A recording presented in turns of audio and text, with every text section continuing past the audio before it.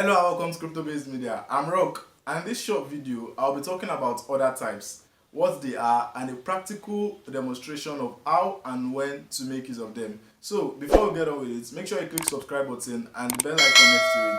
Alright, so let's get on it right away. What are order types?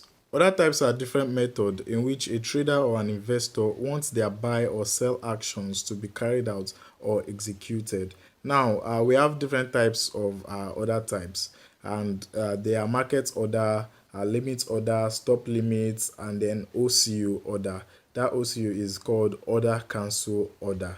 Okay, now market order. What is a market order? A market order is an order to buy or sell a crypto asset immediately. This type of order guarantees that the order will be filled immediately, but it doesn't guarantee the price at which that order is going to be filled. Mostly, the price at which that order is filled is the current price that the coin is trading at. So, market order can be a buy or a sell market order. So now, let's say this guy here is have BUSD.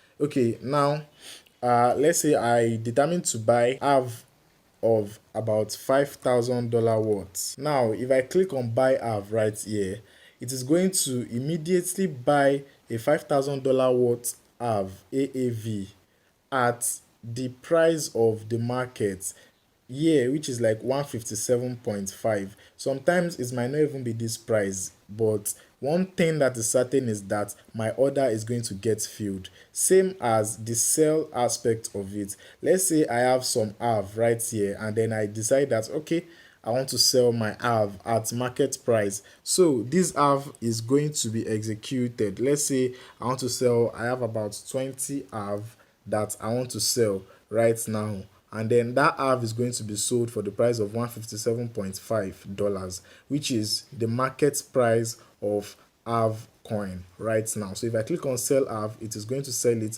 at the market price. Okay, so limit order. What is a limit order? A limit order is an order to buy or sell a crypto asset at a certain price. A limit order fills without a trigger as long as the price has been previously set. Once price reaches that level, it will automatically activate. Either it is a buy or a sell, it will automatically activate. Okay, so let's see this in practical. Now, still on this same half BUSD guy. Okay, so let's say I determine to place a buy order, a buy limit order on half.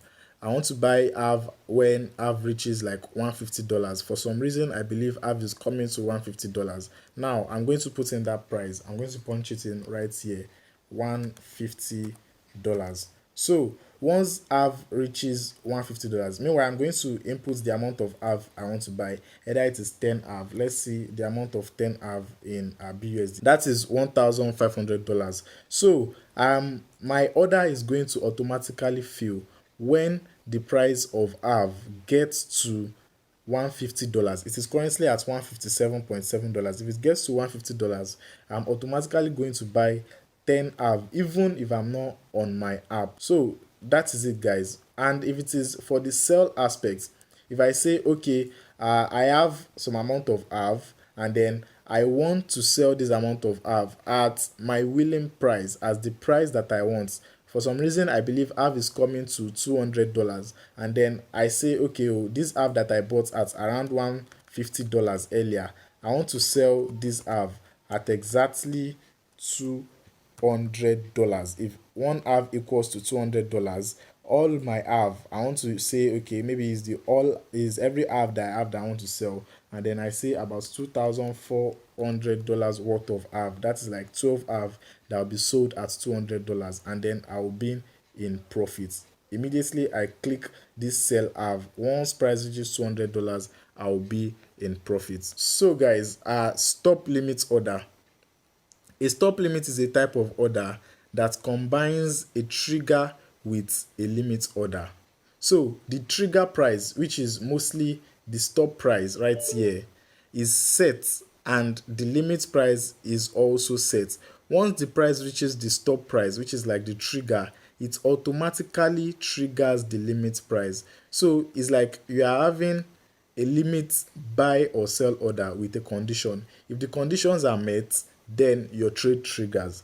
This is a practical example right here, guys. This is a practical example. Now let's say I want to buy. Okay, let me say sell first. Let's do the sell first, because this is basically what setting a stop loss means. When you hear us saying set your stop loss, set your stop loss, this is like how to set a stop loss. Now let's say I've bought this half at the price of $157.7, right? So now I want to set a stop loss, which is a stop limit order. This is what I'm going to do. If the price of half is going down, and then if I don't want my capital to vanish in front of me, and then I say I want to set my stop limit, the point of my stop loss is at around, let's say, $140.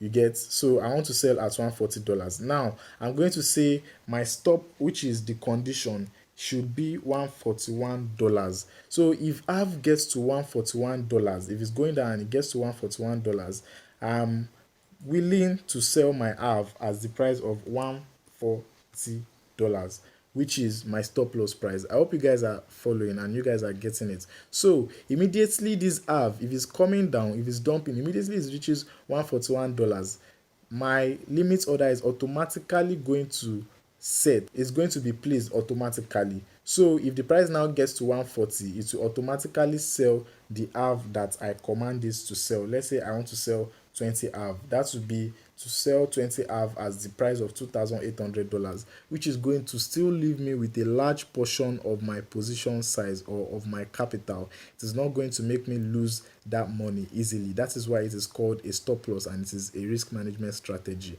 So if I'm done with setting it up, I can then click on sell half, and then it will automatically set it up, and then the orders will be right here. It will be in the open orders. So if the conditions are not met, this type of order is not going to be placed. So now for the buy aspect, let's say I want to buy these assets. For some reason, I believe that if half gets to $160, it's still going to be going up. So now this is what I'm going to do. I'll make sure that I set my stop order. This is the condition. This is the stop.